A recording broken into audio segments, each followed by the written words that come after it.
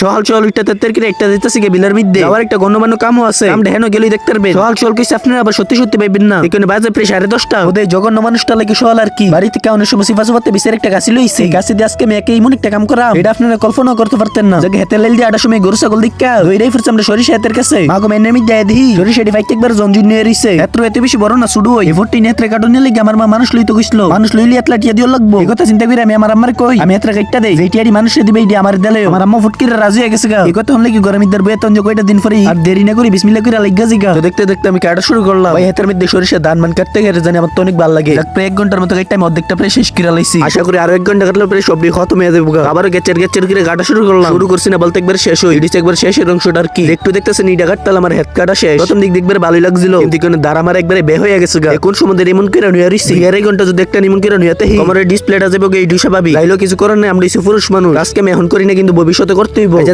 আমার আইডি রে রিফিউজ হয়ে রইছে মনে আগের মতো ভিডিওর মধ্যে ভিউ হইতাছে না যদি পারেন ছোট ভাইয়ের ভিডিওটার মধ্যে একটু কফিলং করে দেন অবশেষে আলহামদুলিল্লাহ আমার সরিষা কাটা শেষ এত কোনো মনে হইছে যে আমি পুরোটা কাজ করে সফল হইছি সব জায়গাটা প্রচুর ক্লান্ত লাগতাছিল তাহলে একটু জিরাইতাম বইলাম জিরে নিমিশ আমরা সাড়ে তালি করে লাইছি তালি করে সব সরিষার এক জায়গার মধ্যে তুপ দিছি আজকের মতো ভিডিওটি এই পর্যন্তই ভালো লাগলো অবশ্যই আইডি বা পেজটার ফলো করে দিবেন।